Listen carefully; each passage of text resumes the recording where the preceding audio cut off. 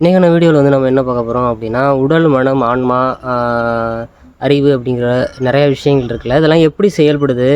இதை இயக்கக்கூடிய அருள் எப்படி இருக்குது? இது மாதிரியான சுவாரஸ்யமான தகவல்கள் பார்க்க போகிறோம். இதில் வந்து நிறையா அ உள் கருத்துக்கள் அப்படிங்கிறது நிறையா இருக்குது. நிறையா விதமான நம்ம மனம், அறிவு, உடல்லாம் எப்படி எப்படியெல்லாம் இயங்குது? இப்படி இயங்குறதுனால நமக்கு எப்படி எப்படியெல்லாம் மாயை போன்ற பல விஷயங்கள் தோன்றுது? இதுதான் இன்னைக்கான வீடியோவில் கொஞ்சம் டீட்டெயில்டாக பார்க்கலாம். முதல்ல முதல்ல வந்து நம்ம உடல் அப்படிங்கிற ஒரு விஷயத்துலேருந்து தான் எல்லாமே ஆரம்பிக்குது.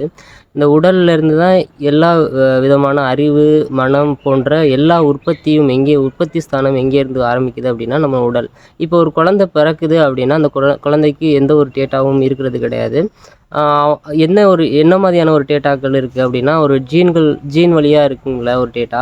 அந்த ஒரு டேட்டா மட்டும் தான் இருக்குது. இப்போ ஒரு மாடு பிறக்குது, கன்னுக்குட்டி பிறக்குது அப்படின்னா, எழுந்திரிச்சு நடக்குது, உடனே நடக்குது. அதோட அம்மா எப்படி இருக்கோ, அப்பா எப்படி இருக்காங்களோ, அதோட பிரதிபலம் ஒரு செராக்ஸ் மாதிரியான ஒரு விஷயம் தான் கன்னுக்குட்டி அப்படிங்கிற ஒரு விஷயம் பிறக்குது. இதே மாதிரி தான் நம்மளுக்கும் நடக்குது. எல்லா விஷயங்களும் அப்படி ஒரு செராக்ஸ் எடுத்த மாதிரியான ஒரு விஷயங்கள் தான் இங்கேயும் நடந்துகிட்ருக்கு. இப்படி நடக்கிறதுனால தான் நமக்கு வந்து வழி வழியாக நிறையா அறிவு போன்ற தகவல்கள் நமக்கு கிடச்சிக்கிட்டு இருக்குது. இப்போது ஒரு முன்னாடி காலங்களில் நம்ம ஒரு குரங்கா இருந்த காலங்கள்லாம் இருக்கணும் அப்படி இப்படி எடுத்துக்கலாம். அப்படி ஒரு குரங்கா இருந்தது கொஞ்சமாக பரிணாமம் அடைய அடைய அதோட டிஎன்ஏல எல்லாமே சேஞ்சஸ் அப்படிங்கிற ஒரு விஷயம் ப்ராப்பராக நடந்துட்டு வந்திருக்கிறதுனால தான் நம்ம இப்போ வந்து இப்படி இருக்கோம். இப்படி அந்த அறிவு முதிர்ச்சி எல்லாமே இப்படி தான் கொஞ்சம் கொஞ்சமாக ஒரு ஒரு இதுலேருந்து கடத்தி கடத்தி கடத்தி கடத்தி இன்றைக்கி வந்து இந்த ஒரு நிலையில் வந்து நம்ம மனித தேகத்தில் கொஞ்சம் பெட்டரான ஒரு வேயில் வந்து இருக்கோம். என்ன காரணம் அப்படின்னா, எல்லா டேட்டாக்களும் இருக்குது. நம்ம முன்னோர்களோட எல்லா விஷயங்களும் நம்மக்கிட்ட இருக்குது. அதன் ஊடாக தான் இப்போ வந்து நம்ம பார்க்குறோம். இப்போ ஒருத்தவங்க அப்பா மாதிரியே பையன் அவங்களோட ஆக்ஷன் நீங்கள் நோட்டீஸ் பண்ணி பார்த்தா தெரியும். அவங்களோட பிள்ளைகளோட அவங்க அம்மாக்களோட விஷயங்கள் தான் அந்த பிள்ளைக்கு வந்து பிரதிபலிக்கும். உடலும் அப்படி இருக்குது, அவங்க பழகின விதங்களும் அப்படி இருக்கிறதுனால, அவங்களோட பழகி இருக்கிறதுனால அவங்களோட டோட்டலாக சேஞ்சஸ் வந்து அந்த பையனுக்கு வந்து இருக்கும். இப்படி தான் உடலில் மாற்றங்கள் அப்படிங்கிற ஒரு விஷயம் உள்தன்மையில் மாறிட்டு வந்துட்டு இருக்குது. உடல் எப்படி இயங்குதுன்னு பார்க்கலாம். உடல் இயங்குறதுக்கு 5 காரணங்கள் வேணும். அதாவது கண், மூக்கு, செவி, நாக்கு, காது இந்த மாதிரியான ஐம்புலன் உணர்ச்சிகள் வேணும். அந்த ஐம்புலன் உணர்ச்சிகளால் தான் உடல் அப்படிங்கிற ஒரு விஷயம் இயங்குது. அந்த உடல் இயங்குறதுனால தான் அறிவு, அடுத்து மனம் அப்படிங்கிற ஒரு விஷயம் இயங்குது. இந்த மனம், அறிவு இயங்குறதுனால தான் இப்போ நம்ம ஒரு ஆக்ஷனில் இருக்கோம். இப்போ இந்த லைவ் ஆக்ஷன் இப்போ வந்து நான் லைவாக வந்து ஒரு ஆக்ஷன் எடுத்து உங்கள்கிட்ட பேசிக்கிட்டு இருக்கேன் அப்படிங்கிறது எல்லாமே எதனூடாக நடக்குது அப்படின்னா, இந்த ஐம்புல நுகர்ச்சி அதனூடாக வந்து இப்போ கண் பார்க்குது, அதனூடாக வந்து உடலுக்கு வந்து ஒரு சமிக்கைகள் பெறப்படுது. அதனூடாக வந்து நிறையா டேட்டாக்கள் கலெக்ட் ஆகுது. அதுக்கு முன்னாடி நான் கற்றுக்கிட்ட எல்லா விஷயங்களும் வச்சு ஒரு டேட்டா அப்படிங்கிறது வந்து லைவாகவே க்ரியேட் ஆகி லைவாகவே உங்களுக்கு சொல்லிகிட்ருக்கேன். இப்படி தான் ஒரு விஷயம் நாங்கள் வந்து நம்ம உடலில் வந்து நடந்துக்கிட்டே இருக்குது. இந்த உடலில் வந்து இது மட்டுமா நடக்குது அப்படின்னா இதுவும் கிடையாது. இதையும் கடந்து அருள் அப்படிங்கிற ஒரு விஷயம் இருக்குது. மகான்கள் அருளை பெற்றதுனால இந்த உடலையே அவங்க இயக்குனாங்க. நம்மளால் அப்படி இயக்க முடியாது. ஒரு நார்மல் பர்சனால் வந்து உடலை கட்டுப்படுத்த முடியுமா அப்படின்னு கேட்டால் கட்டுப்படுத்த முடியாது. ஏன்னா எதுவுமே செய்ய முடியாது. ஒரு நார்மலான பர்சனால் இந்த உடலை வந்து கட்டுப்படுத்த முடியாது. என்ன காரணம் அப்படின்னா, இது ஆல்ரெடி பதிவு பண்ணப்பட்ட டேட்டாக்கள், அப்புறம் ப்ளஸ் வந்து ஜீனில் வந்த விஷயங்கள் எல்லாமே கலந்து ஒரு கலவையாக இருக்கும் இந்த உடம்பு. அப்படி தான் இயங்கும். இப்போ ஒரு இப்போ பயமான ஒரு விஷயத்த பார்க்குறாங்க அப்படின்னா உடம்பு நடுங்கிறது, இல்லை ஏதாவது ஒரு விஷயங்கள் அப்படிங்கிறது நடந்துக்கிட்டே இருக்கும். ஆனால் அருளை அடைந்தால் இது மாதிரி நடக்காது. ஏன்னா உடம்பையே அந்த அருளை அடைந்தவர்கள் இயக்குவாங்க. உடம்பை இயக்குவாங்க, அறிவை இயக்குவாங்க, ஐம்புலன் விஷயங்கள் இருக்குல்ல அதையும் அவங்க இயக்குவாங்க. அதெல்லாம் இயக்கணும் அப்படின்னா ஒரு மேல்கட்ட ஒரு படிப்பு நிலைக்கு வந்து போகணும் அப்படின்னா அருள் அப்படிங்கிற ஒரு விஷயம் வேணும். அருள் இருந்தால் தான் உடலை வந்து எந்த ஒரு விஷயங்களுக்குள்ள உட்படுத்தாமல், அதாவது நம்ம ஒரு நார்மலாக ஒரு பர்சன் இருக்காங்க அப்படின்னா அவங்களுக்கு வந்து காமம், ரீதி எல்லா விஷயங்களையும் அவங்களோட உடம்பு வந்து நகர்ந்துக்கிட்டே இருக்கும். அந்த நகர்வு தான் இப்போ வந்து நம்ம பார்த்துட்ருக்கோம். ஆனால் அருளை அடைந்தவர்களுக்கு இப்படியான ஒரு நிலை இருக்காது. இது வந்து ஒரு கேவலமான ஒரு நிலை, கேவலத்தன்மை அப்படின்னு சொல்லுவாங்க. அந்த ஒரு நிலை இருக்காது. ஏன்னா இப்படி இருந்தோம் அப்படின்னு வச்சுங்களேன், இப்போது நார்மலாக ஒரு மனுஷனாக இருக்கும் அப்படின்னு வச்சிங்களேன். அது அவங்க வந்து எப்படி இருப்பாங்க அப்படின்னா, ஆல்ரெடி பதிவு பண்ணப்பட்ட டேட்டாக்கள் இன்னும் மான விஷயங்கள்லாம் இருக்குது. அதனூடாக தான் அவங்க வந்து இயங்கிக்கிட்டே இருப்பாங்க. அது அப்படி தான் ஒரு அவங்கள வந்து ஈஸியாக புரிஞ்சுக்கலாம், ஏதாவது ஒரு விஷயம் பண்ணிக்கலாம்.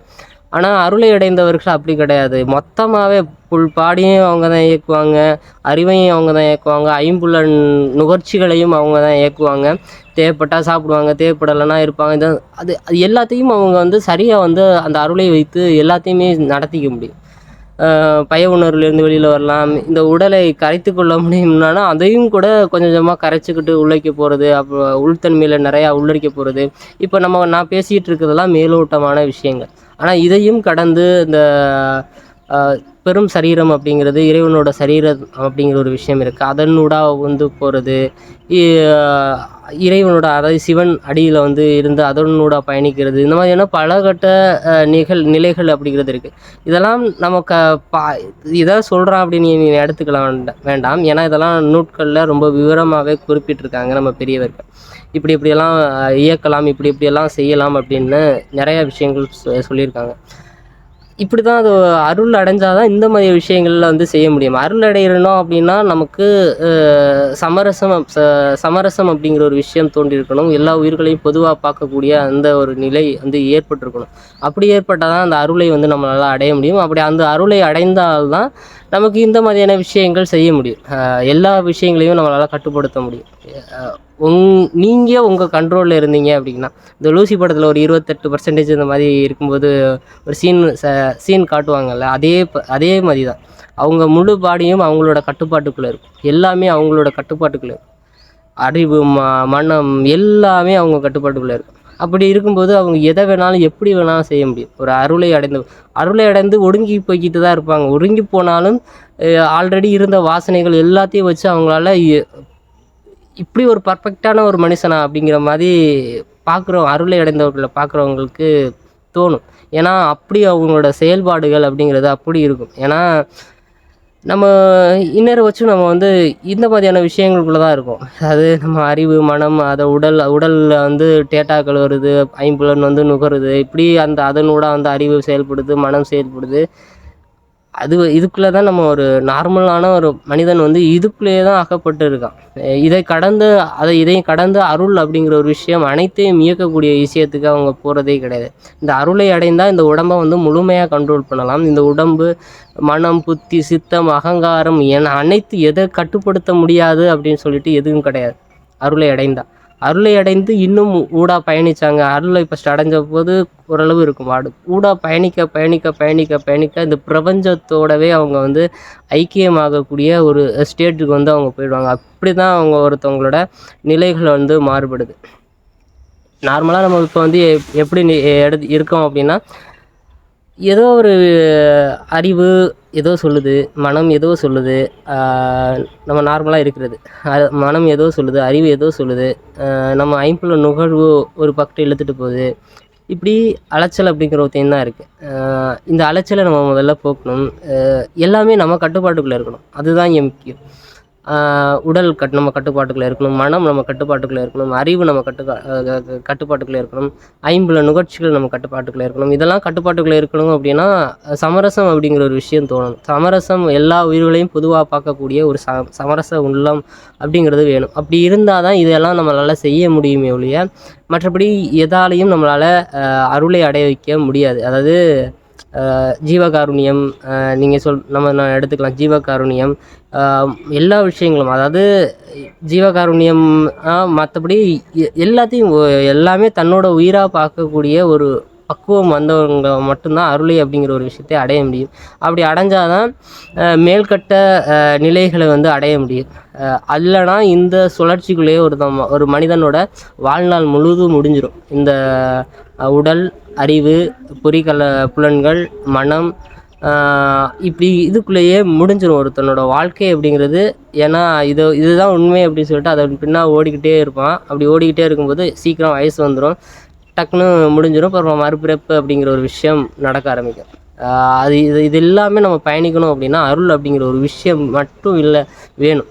அது மட்டும் இருந்தால் தான் அடுத்தடுத்த படிநிலைகளை வந்து உண்மையிலே ஆன்மீகம் பயணம் அப்படிங்கிறது அடுத்த கட்ட நிலைக்கு போகிறோம், அடுத்த உண்மையை நோக்கி நம்ம பயணிக்கிறோம் அப்படின்னா அருள் அப்படிங்கிற ஒரு விஷயம் வேணும். அருள் இல்லாமல் அணுவும் அசையாது. அந்த அருளை அடைந்தால்தான் மற்றபடி எல்லா விஷயங்களையும் நம்மளால் செய்ய முடியும். இதானைக்கான வீடியோவில் வந்து நம்ம பார்க்கலாம்.